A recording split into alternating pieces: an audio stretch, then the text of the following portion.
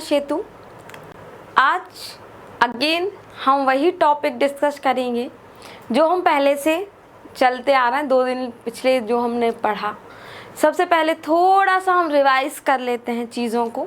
ठीक, हम बात कर रहे हैं भारत में यूरोपीय कंपनियों के आगमन में। ठीक, भारत में आने वाली यूरोपीय कंपनियां क्यों भारत आई, क्या ज़रूरत उनको, मतलब क्या ज़रूरत आन पड़ी थी उनको भारत आने की। भारत का जो समुद्री मार्ग, मतलब यूरोप से भारत पहुंचने का जो समुद्री मार्ग था, उसको खोजे जाने तक की कहानी हमने जानी थी। साथ ही वास्को डी गामा के बारे में बात की थी। साथ ही हमने पुर्तगाली प्रिंस के बारे में बात की थी कि जिन्होंने लोगों को प्रमोट किया आर्थिक रूप से भी और मानसिक रूप से भी, जिससे कि वो नई खोजें करने के लिए हमेशा अग्रसर रहे और प्रोत्साहित होते रहे। क्लियर है?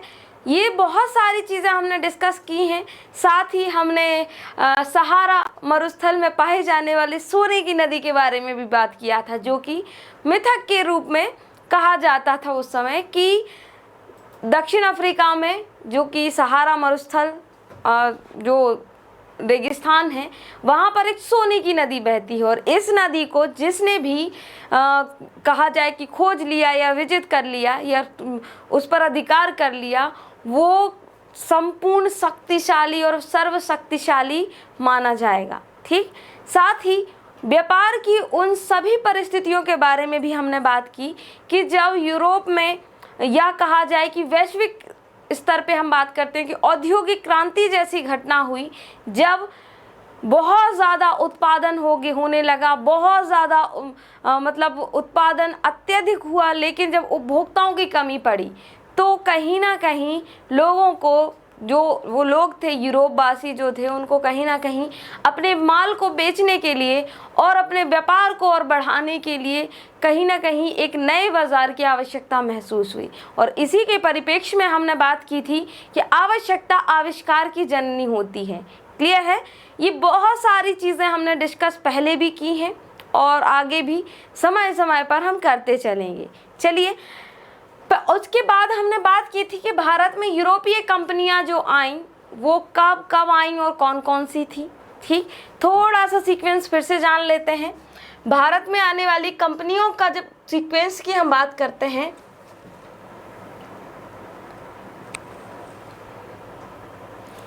उसका सीक्वेंस तो ठीक है, बोर्ड का सीक्वेंस बिगड़ जाता है।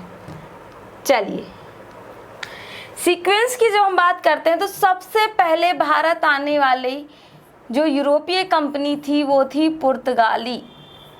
ठीक, पुर्तगाली के बाद कौन आया? पुर्तगालियों के बाद डच। ठीक, पुर्तगाली, उसके बाद डच, और उसके बाद वो जिन्होंने सालों साल तक भारत माता को गुलामी की जंजीरों में जकड़ के रखा। ठीक, अंग्रेज। फिर यहाँ आते हैं डेनिश, और इसके बाद आते हैं कौन? फ्रांसीसी।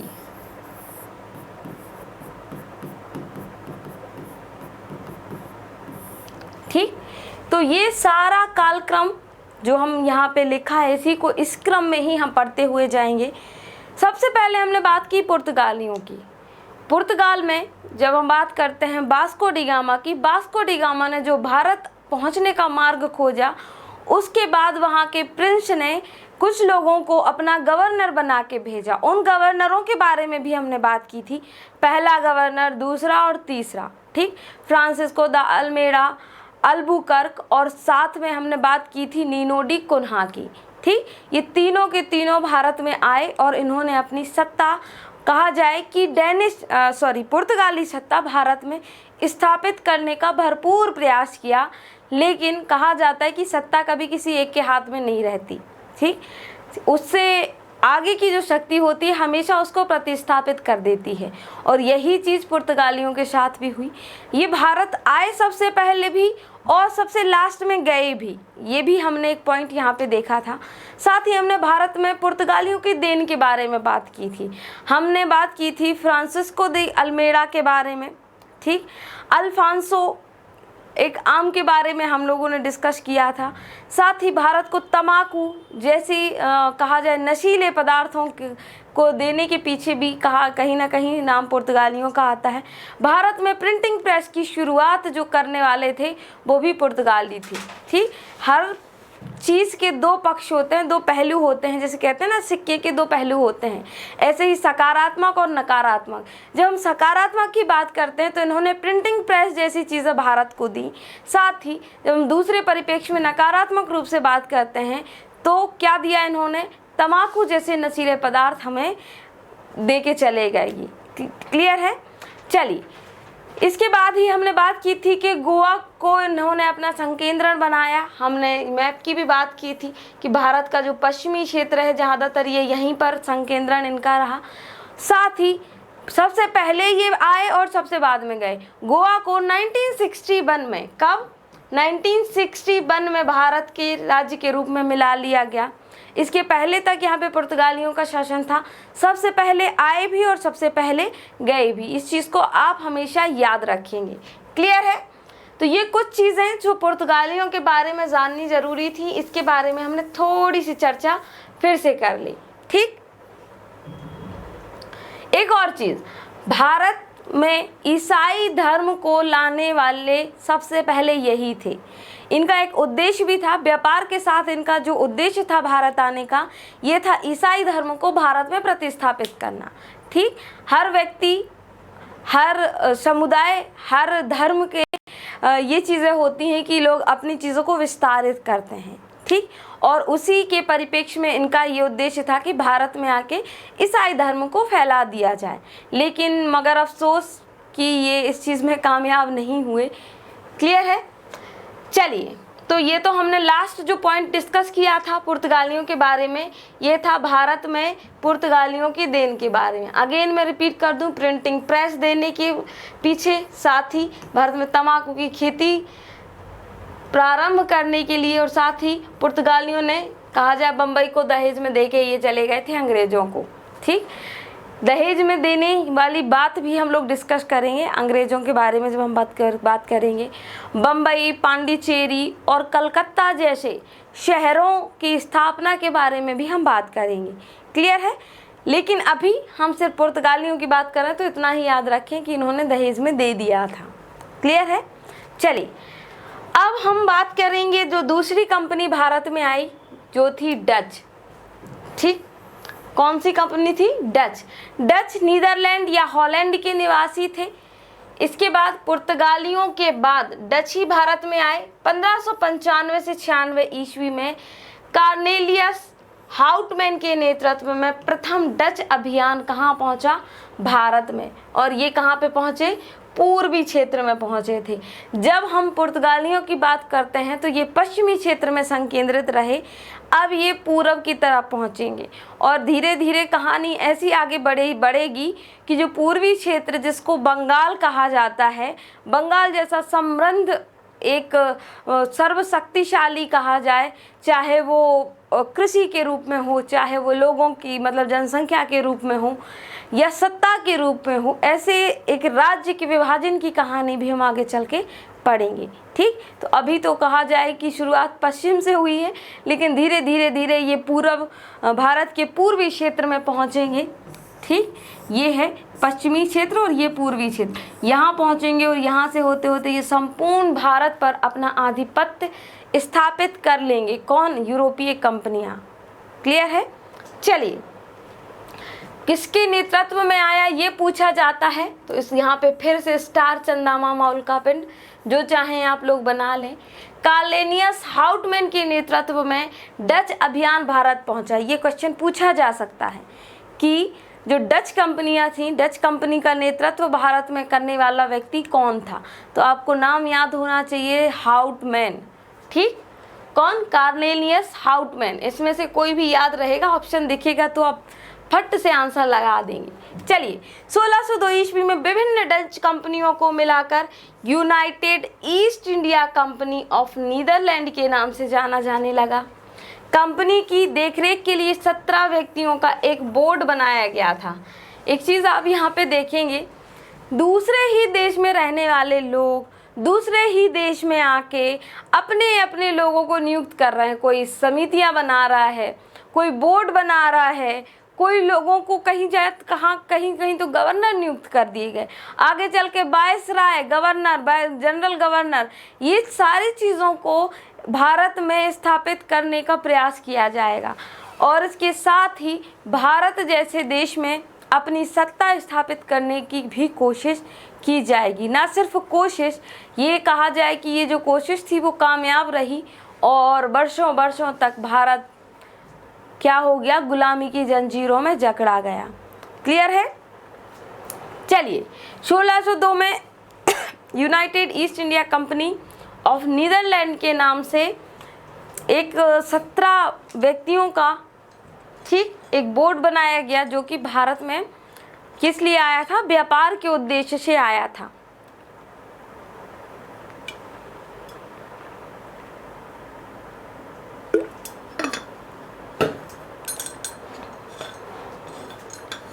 क्लियर है? हाँ, सीक्वेंस जरूर याद रखिएगा, कौन सी कंपनी कब आई, ये अक्सर क्वेश्चन पूछ लिया जाता है, स्पेशली CGPSC में और UPSC में ये क्वेश्चन इस तरीके से ज़्यादा पूछे जाते हैं। ठीक, तो आपसे अगर हिस्ट्री में यहाँ से स्टार्टिंग से या कहीं से भी कोई क्वेश्चन आए तो हमारी हमेशा ये कोशिश होगी कि वो क्वेश्चन आपका ना छूटे। हिस्ट्री से जितने भी क्वेश्चन बन सकते हैं उन सारे एक एक क्वेश्चन पे, इवन चाहे वो प्रीलिम्स का हो या मेंस का हो, सब पर हम एक एक क्वेश्चन करके डिस्कशन करते हुए चलेंगे। क्लियर है? और तब भी यदि आपको कोई डाउट हो तो आप बिल्कुल बेहिचक पूछ सकते हैं, पूरी स्वतंत्रता आप लोगों के पास है। क्लियर है? चलिए, कब आए? 1602 में ये कंपनी बनी, जिसमें कि 17 व्यक्तियों का एक बोर्ड बनाया गया था। साथ ही हमने बात की उस व्यक्ति के बारे में जिसके नेतृत्व में डच भारत आए, कार्नेलियस हाउटमैन। आप बिल्कुल भी नाम नहीं भूलेंगे, इसको याद रख के चलें। क्लियर है? चलिए, बंगाल में डच फैक्ट्री की स्थापना पीपली में सन 1627 में की गई थी। ठीक, कब की गई थी? पहली कंपनी हमने बात की ना कि भारत के पूर्वी क्षेत्र में इन्होंने अपना संकेंद्रण बनाया। ये लोग यहाँ पे थे, पुर्तगाली की जब हम बात करते हैं तब ये यहाँ पे थे। ठीक, लेकिन डच कहाँ पहुँच गए? अब पूर्व की तरफ बढ़ गए।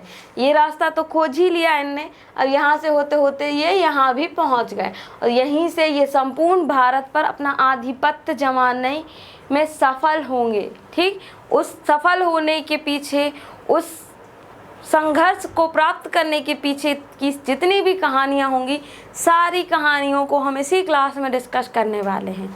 ठीक है? चलिए, पहली कंपनी बना ली, कहाँ पे? बंगाल में, वो भी स्थान का नाम था पीपली। कब बनाई? 1627 में बनाई।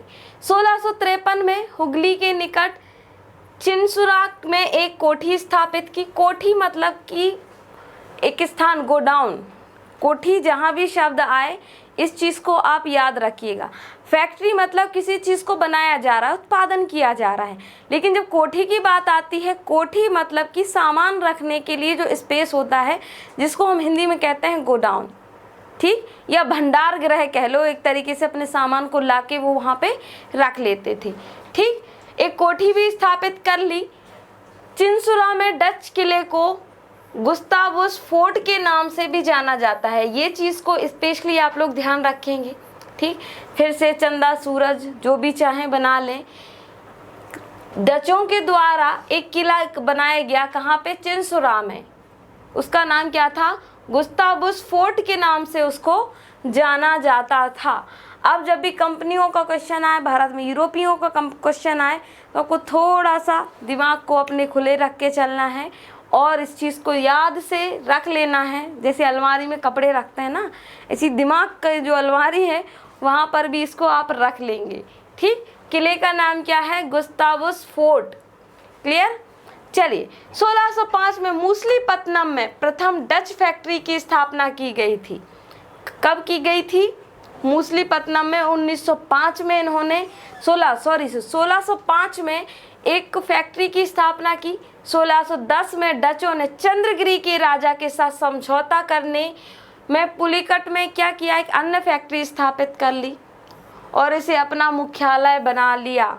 यहीं पर डचों ने स्वर्ण सिक्के, जिसको क्या कहा जाता था, पैगोडा कहा जाता था, इन्होंने ढालना शुरू किए। ठीक, जैसे हमने अभी बात की ना कि हर चीज़ के दो पहलू होते हैं, सकारात्मक और नकारात्मक। सकारात्मक में कुछ ऐसी चीज़ें यूरोपीय कंपनियों ने भारत को दी जिससे कि भारत की जो आगे की चीज़ें हम देखते हैं, भारत में आगे की चीज़ों का हम विकास देखते हैं, उसका मार्ग इन्होंने प्रशस्त किया। लेकिन कुछ चीज़ें ऐसी भी की कि भारत के लोगों का शोषण किया, भारत में जो नीतियाँ पहले से चली आ रही थी उनको इन्होंने परिवर्तित कर दिया। तो हर चीज़ के सकारात्मक और नकारात्मक पहलू दोनों को ही हम यहाँ पे देखेंगे। ठीक, डचों ने क्या किया, अपनी कंपनी स्थापित की, बंगाल में पहली फैक्ट्री खोली 27 में, उसके पहले 1605 में मुसलीपट्टनम में पहली फैक्ट्री खोली। ठीक, उसके बाद एक फोर्ट बनाया इन्होंने और आगे चल के इन्होंने स्वर्ण सिक्के ढाले, जिसको क्या कहा जाता था, पैगोडा कहा जाता था। इस चीज़ को आप लोग याद रखेंगे। चलिए, डचों के द्वारा स्थापित कारखाने देख लेते हैं। हो सकता है इसका सीक्वेंस पूछ लें, हो सकता है कि कोई एक स्थान दे दे। ठीक, ज़्यादातर क्योंकि हम ध्यान दिए रहते हैं अंग्रेज़ों को और पुर्तगालियों को, क्योंकि वो पहले आए थे और अंग्रेज़ ज़्यादा समय तक भारत में रहे। लेकिन जब यूरोपीय कंपनियों के मतलब अन्य यूरोपीय कंपनियों से क्वेश्चन पूछ लिए जाते हैं तब हमारे दिमाग की बत्ती गुल हो जाती है। ठीक, तो हम नहीं चाहते हैं कि आपकी दिमाग की जो बत्ती है जलबुझ टाइप की हो। ठीक, इसलिए हम यहाँ पे सारी चीज़ों को डिस्कस करते हुए चलेंगे। डचों के द्वारा स्थापित कारखाने, पुलिकट में 1610 में बनाया। ठीक, फिर सूरत में बनाया। ठीक, विमलीपट्टनम में 1641 में बनाया। यहाँ से हम, हो सकता है कि वही बात कर रही हूँ मैं कि हो सकता है सीक्वेंस पूछ लिया जाए, हो सकता है कि कोई एक स्थान पूछ लिया जाए। ठीक, इसके बाद चिंसुरा में बनाया और यहीं पे हमने बात की कि एक किले का भी इन्होंने निर्माण किया और इस किले को आपको याद रखना है। क्लियर? कोचीन में बनाया, फिर कासिम बाजार, बालासोर, ऐसी चीज़ों में यहाँ पर इन्होंने अपनी फैक्ट्रियाँ लगाई। अगेन मैं बोल रही हूँ, फैक्ट्री और कोठी दोनों में अंतर होता है, ये चीज़ आप अपने दिमाग में रख के चलेंगे। क्लियर? चलिए, 1660 में गोलकुंडा में डच फैक्ट्री की स्थापना हुई। 1663 में कोचीन में भी इन्होंने फैक्ट्री स्थापित कर ली। सबसे पहले पूर्व में आए, धीरे धीरे ये पश्चिमी क्षेत्र में पहुंचते हुए चले गए।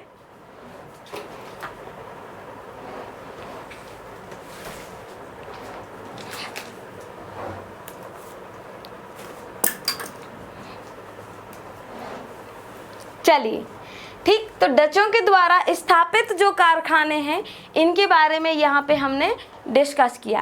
क्लियर है? चलिए, औरंगजेब ने, जब हम बात करते हैं आधुनिक भारत की, जब भारत में यूरोपीय कंपनियों का आगमन हुआ उस समय भारत में मुगलों का शासन था।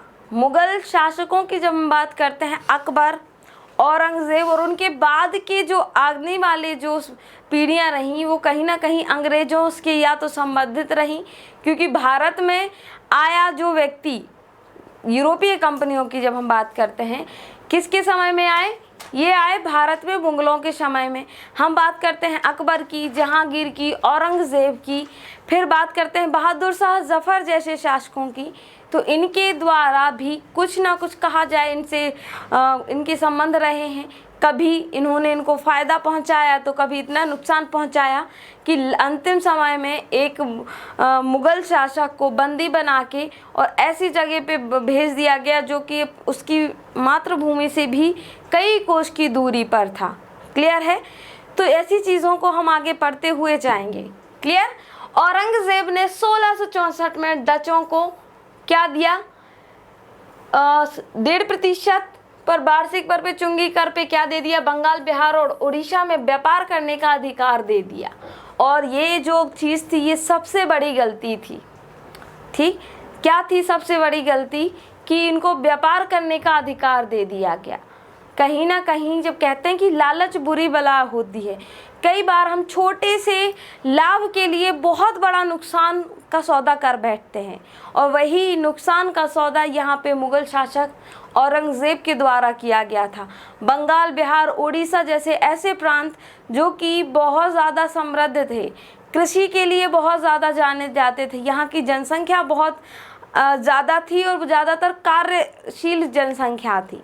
ठीक, तो ऐसी ही जगहों की थोड़े से पैसों के लिए, थोड़े से धन के लालच में, या कहा जाए कुछ और इनकी महत्वाकांक्षाएं रही हों, उस कारण के पीछे इन्होंने बंगाल, बिहार, उड़ीसा जैसे राज्यों की व्यापार करने का भी अधिकार दे दिया। आगे चल के दीवानी मामलों को भी ये सौंप देते हैं और धीरे धीरे धीरे करके जो देश सोने की चिड़िया कहा जाता था, जो देश एक स्वतंत्र देश था, वो धीरे धीरे परतंत्रता की जंजीरों में जकड़ता हुआ चला जाता है। ठीक, और यही वो कहानी है। इसीलिए मैंने पहली क्लास में आप लोगों को कहा था कि इतिहास या हिस्ट्री, जिसको हम कहते हैं, हिस्ट्री मतलब स्टोरी, ठीक, मतलब कहानी, हर चीज़ के पीछे कहानी होती है। यूरोपीय कंपनियों के भारत में आने के पीछे कहानी थी, भारत में व्यापार करने के पीछे कहानी थी, भारत में सत्ता स्थापित करने के पीछे कहानी थी। इवन जब इनको भारत छोड़ के जाने के लिए मजबूर कर दिया गया, उसके पीछे भी कहानी थी। तो ऐसी बहुत सारी कहानियों का ही एक संग्रह हम कहते हैं इतिहास है। और इसीलिए मैं हमेशा अपने स्टूडेंट्स को कहती हूँ कि इतिहास में अगर आपको बोरिंग महसूस होता हो तो आप एक बार ज़रूर क्लास लीजिएगा। ये बोरिंग होने की बजाय आपकी जिज्ञासाओं को बढ़ाएगा कि किस तरीके से चीज़ें देश में घटित होती चली गईं, किस तरीके से राजाओं की अपनी कहा जाए लालच, अपनी जिज्ञासा, अपनी कुछ इस तरीके के अति से ज़्यादा चीज़ों को प्राप्त करने के पीछे इन्होंने कहा बहुत ज़्यादा नुकसान झेले। क्लियर है? तो इन सारी चीज़ों को हम डिस्कस करते हुए चलने वाले हैं। ठीक, औरंगज़ेब ने क्या किया, डचों को दे दिया बंगाल, बिहार और उड़ीसा जैसे राज्यों में क्या कर दिया, व्यापार करने का अधिकार दे दिया। पुलिकट के स्थल पर नागपट्टनम में डच गवर्नर का मुख्यालय बन गया। ठीक, अब यहाँ पे गवर्नर भी आ गए। इसके पहले हमने बात की थी ना कि पुर्तगाली गवर्नर भी भेजे थे वहाँ के प्रिंस जो जिनका नाम था हेनरी। इन्होंने भारत में पुर्तगाली गवर्नरों को नियुक्त किया था, पहले 3 वर्षों के लिए नियुक्त किया। फिर हम बाद में देखते हैं 3 गवर्नरों के बारे में जिन्होंने हमारे गोवा जैसे राज्य को अपने अधिकार क्षेत्र में ले लिया। क्लियर? चलिए, डचों ने मसालों के स्थान पर भारतीय कपड़ों के निर्यात को अधिक महत्ता दी। देखो, अब चीज़ इसको कहते हैं उंगली पकड़ाई तो हाथ पकड़ लिया। पहले तो बड़ी इन्होंने तारीफ की, जैसे कि हम बात कर रहे थे ना कि शुरू में जब पुर्तगाल से वो व्यक्ति जो कि भारत का समुद्री मार्ग खोज के आया था, उसको बड़े मेहमान की तरह ट्रीट किया हमने अपने मसालों के बगीचे दिखाए उनको, चलो तुमको दिखाते हैं हमारे मसालों के बगीचे, और विशेषताएं भी बताते हैं। जैसे हमारे घर में मेहमान आते हैं ना, तो बताते हैं कि भाई देखो हमारे पास ये है, हमारे पास ये है। और कई बार इसी चीज़ का नुकसान हमको बाद में भुगतना पड़ता है, और इसी का नुकसान हमको यहाँ पर भी भुगतने पर मिला। और इसीलिए हम कहते हैं ना कि इतिहास खुद को दोहराता है, लेकिन क्यों दोहराता है इस चीज़ पर भी विशेष ध्यान देने योग्य होता है कि क्यों दोहरा रहा है। और यही दोहरापन ये चल रहा है अभी भी, और आगे भी चलता हमें दिखेगा। ठीक, तो पहले जो पुर्तगाली थे वो सिर्फ व्यापार मसालों पर ध्यान केंद्रित कर रहे थे, लेकिन डच आए, उस वक्त हम बात कर रहे हैं ना कि यूरोप में तब तक औद्योगिक क्रांति हो चुकी थी, कारखानों का, मशीनों का बहुत विकास हो रहा था। ठीक, उत्पादन अत्यधिक था, सरप्लस था, कहा जाए कि आवश्यकता से अधिक उत्पादन हो रहा था, और उसी के लिए इनको बाजार की आवश्यकता थी।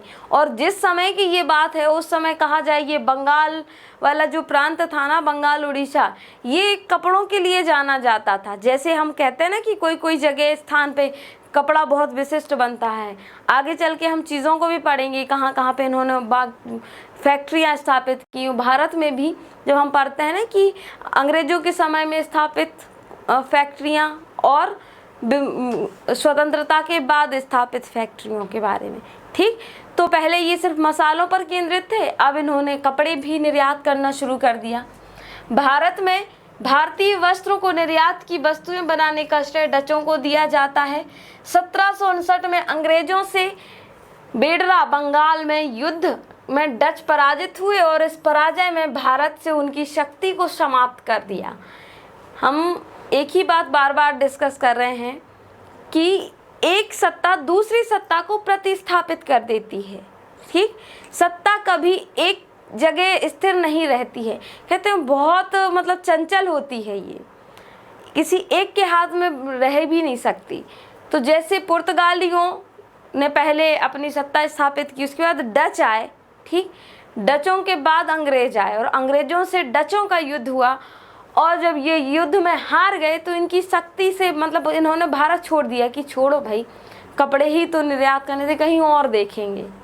ठीक, उन्होंने कहा कि ज़्यादा लड़ाई भिड़ाई करने की ज़रूरत नहीं है, थोड़ा सा शांत प्रवृत्ति वाले लोग रहे होंगे कि यार कौन युद्ध के चक्कर में पड़ते हैं, हमको व्यापार करना है, व्यापार करते हैं। ठीक, तो इनकी शक्ति का क्या हो गया, अंत हो गया। किससे? युद्ध के बाद, अंग्रेजों से युद्ध के बाद। ये याद रखेंगे, बेड़रा का युद्ध किस किस के मध्य हुआ था? अंग्रेजों और डचों के मध्य हुआ था। किसके मध्य हुआ था? अंग्रेजों प्लस डचों के बीच ये युद्ध हुआ था। कहाँ पे? बंगाल में। ठीक, जिसको क्या कहा जाता है? बेड़रा का युद्ध कहा जाता है। इस चीज को आप लोग अपने दिमाग में रख के चलेंगे। क्लियर? चलिए, भारत में भारतीय वस्त्र के निर्यात का श्रेय डचों को दिया जाता है। बिल्कुल हमने दे दिया भाई, तुम्हारा ही श्रेय लेके आगे चल के भारत में जो सूती वस्त्रों के लिए जाना जाने वाला जो प्रांत था वो उसको पूरे तरीके से विस्थापित कर दिया जाता है। ठीक, डच व्यापारिक व्यवस्था में सहकारिता अर्थात कार्टेल पर आधारित थी। सहकारिता की जो चीज़ है, सबसे पहले कंपनियों में जब हम बात करते हैं तब अंग्रेजों में किसके द्वारा लाई गई, सॉरी यूरोपीय कंपनियों में किसके द्वारा लाई गई? डचों के द्वारा लाई गई। ठीक, और आगे चल के हम भारत में भी जब पढ़ते हैं सहकारिता आंदोलनों के बारे में पढ़ते हैं, सहकारिता के बारे में पढ़ते हैं, जब हम राजनीति विज्ञान पढ़ते हैं, पॉलिटिकल साइंस पढ़ते हैं, पॉलिटी पढ़ते हैं, तब भी हम इन चीज़ों को देखते हैं कि सहकारिता जैसी चीज़ कितनी महत्वपूर्ण चीज़ है। हमारे भारतीय संविधान में इसके लिए अलग से अनुच्छेद का उल्लेख भी किया गया है। ठीक, तो ये सारी चीज़ें थी डचों के बारे में जो कि हमने डिस्कस की। क्लियर है? Any doubt? पुर्तगाल और डच दो कंपनियों के बारे में हम यहाँ पे डिस्कस कर चुके हैं। अब आपके दिमाग में अगर कोई क्वेश्चन हो दोनों कंपनियों से रिलेटेड किसी भी टॉपिक, किसी भी क्वेश्चन के बारे में, तो आप लोग ज़रूर पूछिएगा। क्लियर? कोई डाउट नहीं है? बहुत अच्छे बच्चे हैं आप लोग, तो आप लोग सबसे अच्छे बच्चे हैं जिनके पास डाउट ही नहीं होते हैं। मुझे ये समझ नहीं आता कि होते क्यों नहीं हैं। चलिए कोई बात नहीं। ठीक, तो आई होप कि ये जो स्टोरी हमने डिस्कस की ये आप लोगों को बहुत अच्छे से याद हो गई होगी। अब ये एक सब्जेक्ट के तौर पे नहीं, आप इसको कहानियों के तौर पे देखेंगे। क्लियर है? चलिए अगली कंपनी के बारे में हम पढ़ेंगे जो कि है अंग्रेज। जैसे कि हमने अभी जस्ट बात की कि डचों को हरा दिया गया बेड़रा के युद्ध में, जो कि कहाँ पे हुआ था? बंगाल में। और ये युद्ध हारने के बाद इनकी शक्ति का पूर्णतः भारत से विस्थापन हो गया। भारत से मतलब इन्होंने छोड़ दिया कि क्यों ही फालतू का लड़ाई झगड़ा करें। ठीक, अब हम बात करते हैं अंग्रेजों की, और ये वही है जो वर्षों वर्षों तक देश में अपनी सत्ता जमाए रहे और इन्होंने देश को गुलामी की जंजीरों में जकड़ के रख दिया। क्लियर है? अंग्रेजों की जो शुरुआत है भारत में कहीं ना कहीं व्यापारी रूप में ही हुई थी। ठीक, जैसे कि हम बात कर रहे हैं सिर्फ व्यापार के लिए आए थे, लेकिन धीरे धीरे इनकी महत्वाकांक्षाएं बढ़ती चली गई। पहले सिर्फ इनको व्यापार करना था, फिर धीरे धीरे इनकी जिज्ञासाएं बढ़ी, इन्हें कुछ और अधिकार चाहिए थे। फिर इन्होंने कुछ और मामलों को अपने हाथ, पहले व्यापारिक मामले थे, फिर दीवानी मामले लेना शुरू कर दिए। फिर इन्होंने खुद ही लोगों से टैक्स वसूल करना शुरू कर दिया। धीरे धीरे करके देश में जिस समय की हम बात कर रहे हैं 1600 ईस्वी की, उस समय तक देश में एक अलग ही माहौल था। जिस भारत को हम आज देखते हैं, जिस हम संपूर्ण भारत की आज हम बात करते हैं, जिसमें हम एक पूरे भारत के रूप में बात करते हैं, एक राज्य एक राष्ट्र के रूप में बात करते हैं, ऐसी स्थिति यहाँ पे दूर दूर तक दिखाई नहीं देती थी। यहाँ पर हर राजा के एक अपने ही लालच थे, अपने ही कहा जाए अपने ही चीज़ों में मग्न थे, अपना ही उनका खुद का क्षेत्र था। और इसीलिए कहीं ना कहीं देश की जो बाद में जो दुर्दशा हम देखते हैं, उसके पीछे इन्हीं सभी कारणों को हम गिन सकते हैं। ठीक, हर राजा को सिर्फ अपने क्षेत्र से मतलब था, पड़ोस में क्या हो रहा उनको फ़र्क नहीं पड़ता था। और अच्छा है पड़ोसी को कोई और छीन ले, अच्छा है, या तो उसको मैं छीन लूँ या कोई और राज्य उस पर हमला करके उसको अपने में मिला ले, या फिर हमें क्या ही फ़र्क पड़ता है, चाहे कोई यूरोप से आए, चाहे कोई कहीं से अंतरिक्ष से आके वहाँ पे अधिकार कर ले, हमें क्या ही फ़र्क पड़ता है।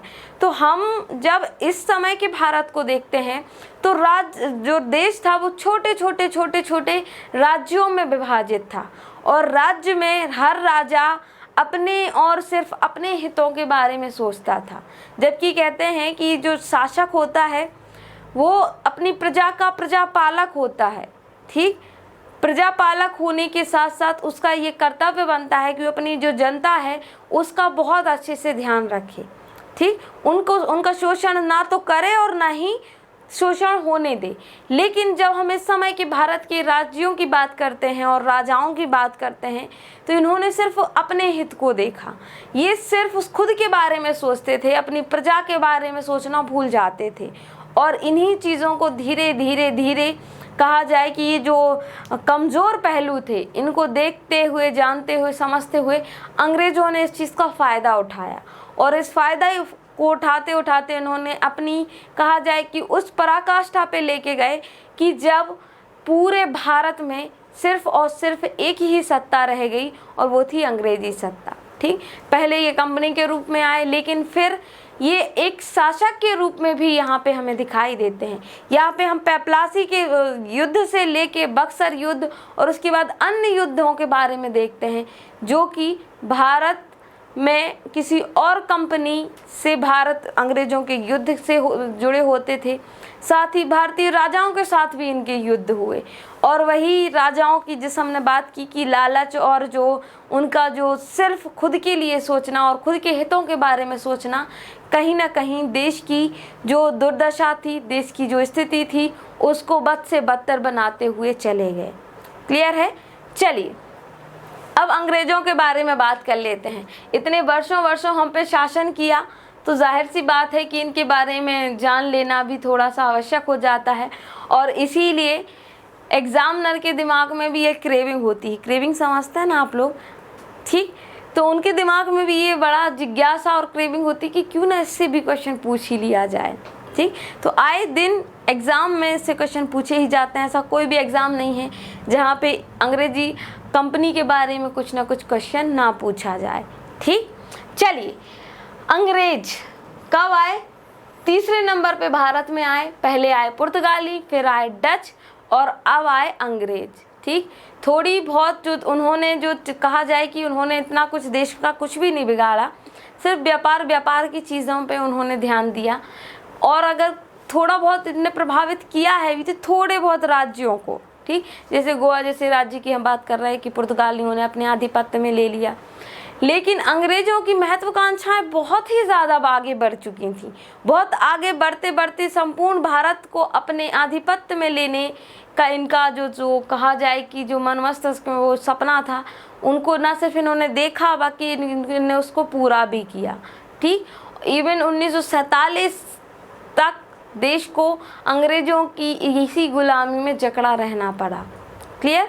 और इसके बीच में कई ऐसे घटनाक्रमों को हम पढ़ते हैं जहाँ की हम अंग्रेज़ों की नकारात्मकता और उनकी नकारात्मक सोच को हम यहाँ पे देख पाते हैं। क्लियर? चलिए, भारत में अंग्रेज़ों का आगमन डच के बाद हुआ था, जैसा कि हम कई बार डिस्कस कर चुके हैं। अंग्रेज कंपनी की प्रारंभिक यात्राएं जो थी समुद्र में सुमात्रा, जावा एवं मलक्का के लिए हुई थी, जिनका उद्देश्य मसालों के व्यापार का एक हिस्सा प्राप्त करना था। क्या करना था? एक हिस्सा प्राप्त करना था। 1601 में कंपनी के जहाज से इंडोनेशिया के लिए मसाला द्वीप पहुंचे। भारत में व्यापारिक कोठियां स्थापित करने का प्रथम प्रयास कब किया गया? 1608 में हुआ था। कैप्टन हॉकिंस के नेतृत्व में हेक्टर नामक स्थान पर अंग्रेजों के जहाज व्यापारिक कोठियां स्थापित की। 1608 में सूरत के बंदरगाह पर इनको रोका गया। यहीं भी हम बात करते हैं, अंग्रेज भी सबसे पहले कहाँ पहुँचे? भारत के पश्चिमी क्षेत्र में पहुँचे। कहाँ पे? भारत का ये जो पश्चिमी क्षेत्र था यहाँ पर ही ये पहुँचे। कहाँ पे? सूरत। सूरत कहाँ पे है? और कई बार इस चीज़ के लिए जोक भी बनते हैं, ठीक, कि सूरत का क्या है? सूरत तो गुजरात में भी है, ठीक। चलिए, तो मसालों के व्यापार को इनको आधिपत्य करना इनका एकमात्र उद्देश्य था, लेकिन इनके उद्देश्य समय और स्थिति के साथ बदलते हुए हम यहाँ पे देखेंगे। क्लियर है? इसके साथ ही जब हम अंग्रेजों की बात कर रहे हैं तो अंग्रेज भारत में आए, एक व्यापारिक कंपनी के रूप में भारत में आए। इसकी थोड़ी सी कहानी हम लोग जान लेते हैं, ठीक। ब्रिटिश में साम्राज्य का शासन होता था, और आप में से बहुत सारे लोग बोलते हैं कि मैम साम्राज्य का शासन क्यों, हम किसी शासक का शासन क्यों नहीं पढ़ते हैं? जब भी हम ब्रिटेन की बात करते हैं, वहाँ चाहे हम पॉलिटी में बात करें या हिस्ट्री में बात करें, तो मैम साम्राज्य का शासन क्यों, सम्राट का शासन क्यों नहीं बात करते? इसके पीछे की भी बड़ी इंटरेस्टिंग सी कहानी है। जब हम इंग्लैंड की क्रांति पढ़ते हैं विश्व इतिहास में, ठीक, वैश्विक परिदृश्य में जब थोड़ा सा हम जाके देखते हैं तो इंग्लैंड में एक क्रांति हुई 1688 में, जिसको कहा जाता है रक्त विहीन क्रांति। अब आपके दिमाग में ये प्रश्न उठेगा कि मैम रक्त विहीन क्रांति का मतलब क्या है? रक्त विहीन क्रांति इसको इसलिए कहा गया कि इस समय जो शासक थे, ठीक, उनकी नीतियों से त्रस्त होकर वहाँ की जनता ने वहाँ की राजकुमारी को अपने शासक के तौर पे चुना, ठीक। जनता के द्वारा अपना शासक चुन लिए जाने के बाद जो पहले शासक थे उन्होंने अपनी राजगद्दी त्याग दी, ठीक, क्योंकि कहते हैं ना कि जब जनता ही आपका सपोर्ट नहीं कर रही है तो आपको शासक बने रहने का कोई अधिकार नहीं है। और इसीलिए जब ये क्रांति हुई, और इस क्रांति में कोई ना तो युद्ध हुआ, ना ही रक्तपात हुआ, ना ही लोग लाखों, जो आए दिन युद्धों की जब हम बात करते हैं, युद्ध मतलब कहते हैं कि हानि, किस चीज़ की हानि? जन धन हर चीज़ की हानि होती है। लेकिन ये एकमात्र ऐसा युद्ध था जिसमें कि कोई भी रक्तपात नहीं हुआ और सत्ता एक व्यक्ति से दूसरे व्यक्ति को हस्तांतरित कर दी गई, और इसीलिए कहते हैं इसको रक्त विहीन क्रांति, ठीक। कहाँ की? इंग्लैंड की रक्त विहीन क्रांति। और तभी से जो आगे आगे जब हम शासकों के बारे में पढ़ते जाते हैं तो यहाँ पर जो उनका नेतृत्व सौंपा गया वो वहाँ की राजकुमारियों को, वहाँ की रानियों को सौंपा गया, ठीक। तो इसीलिए वहाँ की जो कहा जाता है कि सत्ता में कौन रहते हैं, साम्राज्य की बात हम करते हैं। यही चीज़ जब हम भारत में ब्रिटिश कंपनी के आगमन को पढ़ते हैं तो भारत आने से पहले कुछ लोगों ने एक कंपनी बनाई और उस कंपनी को किसी और राष्ट्र में, मतलब कहा जाए कि भारत जैसे राष्ट्र में व्यापार करने के लिए अनुमति इन्होंने मांगी। और ये अनुमति इसलिए मांगी कि जब आज भी हम बात करते हैं कि कहीं और किसी राष्ट्र में, किसी और जगह जब व्यापार करने की बात आती है, जाने की बात आती है, तो वहाँ के सत्तासीन लोगों से हमको अनुमति लेनी पड़ती है। तो जाहिर सी बात है कि उस समय सत्ता में कौन था? वहाँ की महारानी। और वहाँ की महारानी से अनुमति लेने के बाद कुछ लोगों का दल भारत में व्यापार करने के लिए आया, ठीक।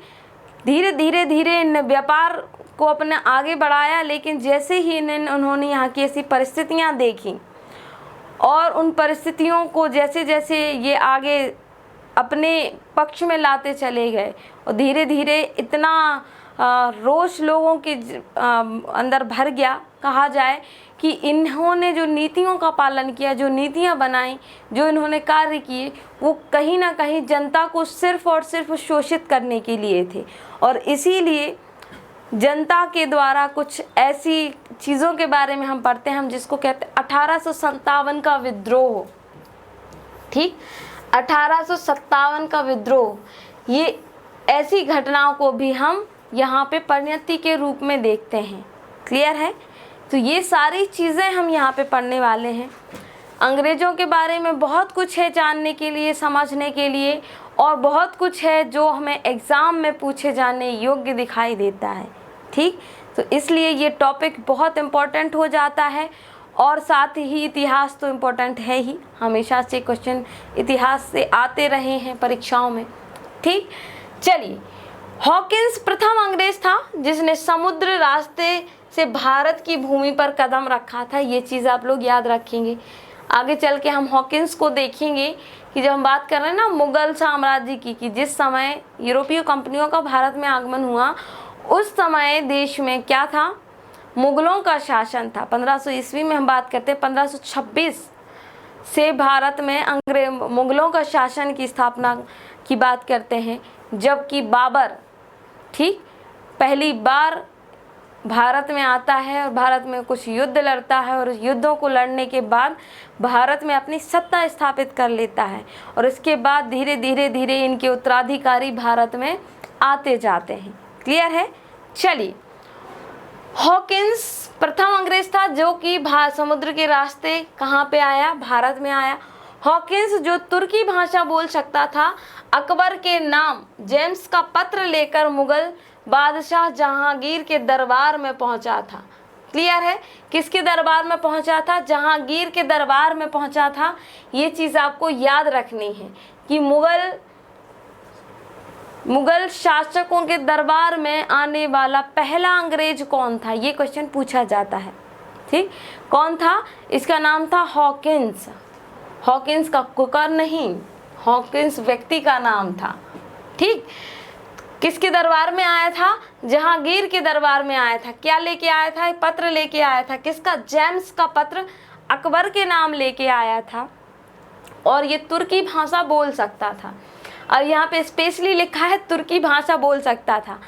तो इस चीज़ का इम्पैक्ट कहीं ना कहीं हम यहाँ पे देख सकते हैं। ठीक, इसके पहले भी कुछ प्रयास किए गए थे भारत में व्यापार शुरू करने के लिए, अनुमति मांगने के लिए। इसके पहले भी प्रयास किए गए, लेकिन अनुमति नहीं दी थी। लेकिन जब एक ऐसा व्यक्ति जो कहते हैं ना कि आपकी भाषा बोलता होता है ना, जब आप कहीं जाते हैं तो अगर आप विदेश की बात करते हैं, विदेश में कोई भारत का मिल जाए तो हमको कैसे लगता है कि यार ये तो हमारे घर का व्यक्ति है। जैसे ऐसे ही जब हम किसी अन्य राज्य में जाते हैं, वहाँ कोई हमारी जो लोकल लैंग्वेज है वो भाषा बोलता हुआ मिल जाता है, बोली बोलता हुआ मिल जाता है, तो हमें बड़ा अच्छा सा फील होता है, लगता है यार ये तो हमारे ही घर का व्यक्ति है। तो यही चीज़ का फ़ायदा अंग्रेज़ों ने उठाया और ऐसे व्यक्ति को भेजा जो कि तुर्की भाषा बहुत अच्छे से बोल और समझ सकता था। ठीक, और जब तुर्की भाषा में मुग़ल सम्राट के दरबार में आके इन्होंने अपनी बात रखी, तो कहीं ना कहीं कहते हैं ना कि वो सॉफ्ट कॉर्नर होता है, कि तो वैसे तो बहुत सख्त है लेकिन यहाँ पे पिघल गए हो। ठीक, और इनका पिघलना यहाँ पे थोड़ा सा कहा जाए कि थोड़ा सा आगे की जो चीज़ें थी उनको बिगाड़ने में हम कह सकते हैं कि भूमिका इसने निभा दी थी। क्लियर है? हॉकिंस ने अंग्रेज़ों के लिए सूरत में एक फैक्ट्री खोलने के लिए अनुमति मांगी। प्रारंभ में अनुमति प्रदान कर दी गई, किंतु पुर्तगालियों के शत्रुतापूर्वक कारनामों और सूरत के सौदागरों के विरोध के कारण यह अनुमति क्या कर दी गई? रद्द कर दी गई। ठीक, और जब व्यापारियों की बात करते हैं तो भारत में भी पहले से लोग व्यापार कर रहे थे। ऐसा तो नहीं था कि पहले भारत व्यापार नहीं करता था। हम तो बात करते हैं सिंधु घाटी सभ्यता की, तब भी आंतरिक और बाह्य दोनों प्रकार के व्यापारों के बारे में हम बात करते हैं। तो भारत में जो व्यापारी थे उन्होंने विद्रोह किया थोड़ा सा कि भाई तुम अभी तो पुर्तगाली आए थे, अब आना शुरू हो गए। पहले डच आए, पुर्तगाली आए, डच आए, अब अंग्रेज भी आ गए, तो फिर हमसे सामान कौन खरीदेगा? हम मतलब जो भी बनाएंगे वो हमसे कोई क्यों लेगा? तो उस चीज़ को लेके विरोध शुरू हो गया, और जब विरोध हुआ तो धीरे धीरे जो कहा जाए कि और भी चीज़ें आगे बदलती हुई चली गई। और जब हम बात कर रहे हैं कि एक शासक हमेशा अपनी जनता के पक्ष में ज़्यादा होता है, और इसीलिए इन्होंने ये जो अनुमति दी थी क्या कर दी? इसको रद्द कर दिया। फिर 1611 में कैप्टन मिल्टन ने स्वाली में पुर्तगालियों के जहाजी बेड़े को परास्त कर दिया। पुर्तगालियों को पराजित करने के कारण जहांगीर ने अंग्रेजों को मतलब अनुमति दे दी। ये इनसे प्रभावित हुए, क्योंकि जिस वक्त की हम बात कर रहे हैं पुर्तगाली एक अलग तरीके की सत्ता स्थापित कर चुके थे। हम ब्लू वाटर पॉलिसी की बात कर चुके हैं, शांत जल की नीति की बात कर चुके हैं, नीले जल की नीति जिसको हम कहते हैं उसकी बात कर चुके हैं। और जो मुग़ल सम्राट थे, मुग़ल के जो शासक थे, उनको भी अपने जहाज समुद्र में उतारने के लिए पहले क्या चुकाना पड़ता था? कर चुकाना पड़ता था। ठीक, तो कार्ड्स द अल्मेड़ा करके जो एक कहा जाए कि एक पद्धति इन्होंने शुरू की थी, उसके अंतर्गत इनको क्या देना पड़ता था? टैक्स देना पड़ता था। तो कहीं ना कहीं जब ये चीज़ें हुई कि पहले इनको इनने परेशान किया, पुर्तगालियों ने मुग़ल सम्राटों को परेशान पहले ही से कर रहे थे। इसके बाद कुछ विद्रोह शुरू हो गए तो कि रद्द कर दी कि भाई जाओ तुम, हमारे यहाँ के लोग आपको पसंद नहीं कर रहे हैं और हम उनको व्यापार करना है और उनके लिए हम ज़्यादा उस चीज़ को महत्व देते हैं। ठीक, लेकिन आगे चल के जब पुर्तगालियों को हराया किसने? अंग्रेज़ों ने, तो कहीं ना कहीं ये प्रभावित हो गए कि भाई अच्छा है कि ये तो हमारी समस्या बन खड़े थे, हमारे सिर पे तांडव कर रहे थे और आपने इनको हरा दिया। तो कहते हैं ना कि शत्रु मित्र होता है। ठीक, जब आप पढ़ते हैं कौटिल्य को, वहाँ के उनके मंडल सिद्धांतों को पढ़ते हैं, तब इन चीज़ों को आप लोग पढ़ते हैं। ठीक, तो क्या होता है? शत्रु का शत्रु मित्र होता है। तो ये तो पुर्तगालियों के शत्रु ही थे, इस तरीके से शत्रु थे कि ये भी व्यापार करना चाह रहे थे, ये भी। और हम पहले कई बार ये चीज़ कह चुके हैं कि सत्ता हमेशा किसी एक के हाथ में नहीं रहती और किसी दूसरे के हाथ में जाने के पहले उसको प्रतिस्थापित करना पड़ता है, या तो वो प्रेम पूर्वक हो जाए या फिर युद्ध से हो जाए। तो यहाँ पे हम देखते हैं कि इन्होंने इनको हरा दिया, और जब इन्हें हरा दिया तो जहांगीर खुश हो गए कि भाई तुमने बहुत अच्छा काम कर दिया, ये तो चलो इसी बहाने हम तुमको क्या दे देते हैं? व्यापार करने की अनुमति दे देते हैं। ठीक, फिर कब दी? 1613 में उसने अंग्रेजों को सूरत में स्थायी कारखाने की स्थापना दे दी। कुछ ज़्यादा ही खुश हो गया। ठीक, पहले तो मतलब अस्थायी रूप से कारखाने की मांग कर रहे थे वो, इन्होंने स्थायी रूप से दे दिया कि जाओ तुम ऐश करो। ठीक, अभी तो मतलब कहा जाए कि थोड़ी सी चीज़ें बाद में स्थापित करने के लिए हो भी सकती थी, लेकिन इन्होंने स्थायी कारखाना दे दिया और यही चीज़ें धीरे धीरे बढ़ते हुए इनके लिए ही जी का जंजाल बनती हुई दिखाई देंगी। क्लियर?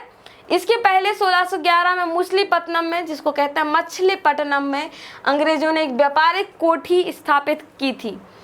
फिर से मैं बोल रही हूँ, कारखाने और कोठी में अंतर होता है। जब उनको कारखाने खोलने की अनुमति नहीं दी तो उन्होंने कहा भैया कोठी ही खोल लेने दो। ठीक, तो हमको कारखाना नहीं लगाने दे रहे, मत लगाने दो, हमको सामान रखने के लिए जगह तो दे दो, हम अपने यहाँ से ला के रख लेंगे। ठीक, तो उसके पहले कहाँ पे बना ली? मछलीपट्टनम में बना ली। और ये याद रखेंगे आप लोग, पहली कोठी कहाँ पे बनाई? मछलीपट्टनम में, जबकि कारखाना स्थापित कहाँ किया? सूरत में। और ये दोनों ही चीज़ें अलग हैं, ये अलग है और ये अलग है। क्लियर है? चलिए, यह गोलकुंडा राज्य का मुख्य बंदरगाह था। यहाँ स्थलीय रूप से बुने हुए फुटकर बेचने के कपड़ों को खरीदकर फारस एवं बंटम भेजा जाता था, लेकिन यहाँ डचों का विरोध होने लगा। स्थानीय अधिकारी भी बार बार रुपयों की मांग करने लगे। इन समस्याओं से परेशान होकर अंग्रेजों ने 1626 में अरमा गांव में एक दूसरी कोठी खोली। अरमा गांव पुलिकट की डच बस्ती के उत्तर दिशा में स्थित थी। इस चीज़ को याद रखें, क्योंकि कपड़ों पर पूरे तरीके से कहा जाए आधिपत्य किसका था? डचों का, क्योंकि डचों ने मसालों को तो अपने रूप व्यापार के रूप में चुना नहीं था। इन्होंने कपड़ों का व्यवसाय पहली बार शुरू किया था भारत में, तो इसीलिए डचों ने इनका विरोध किया। और जब इन्होंने विरोध किया तो इन्होंने यहाँ से जो सूरत में कोठी बनाई थी इसको छोड़ दिया। ठीक, अब इन्होंने दूसरी जगह कोठी बनाई कि भाई चलो ठीक है तुम ये ले लो, हम कहीं और जगह ढूंढ लेंगे। तो वही चीज़ यहाँ पे हमें दिखाई दे रही है। क्लियर है? चलिए, 1632 में गोलकुंडा के सुल्तान ने उन्हें एक सुनहला फरमान दिया। इसके अनुसार 500 पैगोडा वार्षिक देकर व्यापार की अनुमति इनको दे दी। अभी बहुत बार हम ये डिस्कस कर चुके हैं चंदा मामा, सूरज चाचा, जो चाहें इस पे बना लें। ठीक, कि लालच हमेशा आपको नुकसान की तरफ ले जाती है। इनको पहले आपस में ही द्वंद्व करना पड़ रहा था, डच और अंग्रेज आपस में लड़ रहे थे, पुर्तगाली और अंग्रेज आपस में लड़ रहे थे, लेकिन इसी बीच यहाँ के जो शासक थे गोलकुंडा के, इन्होंने इनको अपना व्यापार करने की अनुमति दे दी। ठीक, और वो भी किस चीज़ के लिए? सिर्फ 500 पैगोडा वार्षिक की देने पर इनको क्या कर दिया? व्यापार करने की अनुमति दे दी। अब ये अनुमति धीरे धीरे करके जी का जंजाल बनेगी और इन्हीं के लिए ज़्यादातर। क्लियर? चलिए, 1639 में फ्रांसिस डे ने चंद्रगिरी के राजा से मद्रास को पट्टे पर ले लिया। अभी सिर्फ ये व्यापार कर रहे थे, जगह ले रहे थे, ये कर रहे थे, वो कर रहे थे। धीरे धीरे करके ये क्या करेंगे? ये अपने लिए किराए पर चीज़ें लेना शुरू कर देंगे और किराए पे ले लेके उसके बाद चीज़ों को बढ़ाते हुए चले जाएंगे। और ऐसी स्थिति आ जाएगी कि उसी राज्य के राजा को, उसी राज्य के शासक को उल्टा अंग्रेजों को पैसे देकर खुद की ही जगह पे रहने के लिए मजबूर कर दिया जाएगा। ठीक, और इसीलिए हम क्या कह रहे हैं? लालच बुरी बलाए। ठीक, 1639 में क्या किया फ्रांसिस डे ने? चंद्रगिरी के राजा से, क्योंकि अब इनको एक चीज़ पता चल चुकी थी कि ये जो शासक हैं ये कहीं ना कहीं पैसे की तरफ आकर्षित होते हैं, क्योंकि इसके पहले गोलकुंडा के राजा ने कह दिया ना कि 500 पैगोडा दे देना, हो गया। ठीक, 500 पैगोडा देने के बाद आप व्यापार कर सकते हैं। तो इनको एक और चीज़ होती ना कि इस चीज़ से उनको अंदाज़ा लग गया कि दूसरे शासक भी शायद इस लालच में जगह वगह दे दें, तो इस चक्कर में इनने क्या कर लिया? पट्टे पे ले लिया। क्या कर लिया? पट्टे पे ले लिया, मतलब किराए पे ये चीज़ ले ली इन्होंने। और अंग्रेजों ने 1651 में हुगली में व्यापारिक कोठी खोली। ठीक, और यहाँ पे चंद्रगिरी के राजा से जो जगह ली, यहाँ पर किलेबंदी करके कोठी का नाम क्या रखा? Fort Saint George. और आगे चल के इस चीज़ को हम अलग तरीके से देखेंगे, इसका उपयोग अलग तरीके से होने लगेगा। अभी सिर्फ ये कोठी बना रहे हैं, किलेबंदी करके इन्होंने अपना स्थान संरक्षित कर लिया। ठीक, चलिए, 1615 में सर टॉमस रो जहांगीर के दरबार में आया। अब जहांगीर के दरबार में आने वाला ये दूसरा अंग्रेज था। कौन सा अंग्रेज था? दूसरा था। पहला कौन सा था? पहला था हॉकिंस। और ये क्वेश्चन हमेशा पूछा जाता है, पहला कौन सा था, दूसरा कौन सा था, कब आया था, किसका लेटर लेके आया था? लेटर इन सेंस पत्र लेके आया था। ठीक, तो इन चीज़ों को हम याद रखते हुए चलेंगे। पहला कौन सा था? हॉकिंस था। दूसरा कौन सा था? टॉमस रो था। 1651 में इंग्लैंड के राजा चार्ल्स द्वितीय का विवाह पुर्तगाली राजकुमारी कैथरीन से हो गया। इस विवाह के साथ इस अवसर पर पुर्तगालियों ने चार्ल्स द्वितीय को दहेज में क्या दे दिया? बम्बई दे दिया। अब बम्बई इनके पिताजी का था कि दादाजी का था, समझ में नहीं आ रहा क्यों दे दिया। ठीक है, ये चीज़ बड़ी हास्यास्पद सी लगती है मुझे, ये वाली लाइन कुछ ज़्यादा ही लगती है कि अंग्रेज और पुर्तगाली राजकुमार और राजकुमारी का विवाह हुआ तो अपने यहाँ का दो ना भाई, हमारे यहाँ की जगह क्यों दे रहे हो? ये तुम्हारी थोड़ी है। तो ये इन्होंने क्या दे दिया? बम्बई क्या दे दिया? दहेज में दे दिया कि जाओ तुम रहो यहाँ पे। तो अब कहीं ना कहीं इनके मैत्रीपूर्ण संबंध भी हम लोग कह सकते हैं। विवाह तो वही होता है ना जहाँ से हमारे संबंध बहुत अच्छे होते हैं। तो कहीं ना कहीं इन्होंने लड़ाई झगड़े को मिटाने के लिए हो सकता है ऐसा किया हो कि लड़ने भिड़ने में क्या रखा है, आओ हम भी लूटते हैं भारत को, तुम भी लूटो, मिलके लूटते हैं। ठीक, क्या कर दिया? दहेज में दे दिया। अब इसके बाद की चीज़ें आगे आगे चल के और बदलती हुई चली जाएंगी। 1668 में राजकुमार चार्ल्स द्वितीय ने बम्बई को 10 पाउंड के वार्षिक किराए पर कंपनी को सौंप दिया। कंपनी मतलब ईस्ट इंडिया कंपनी। ये वही लोग जो भारत में व्यापार करने के लिए आए थे, किस नाम से? ईस्ट इंडिया कंपनी के नाम से ये भारत में व्यापार करने के लिए आए थे।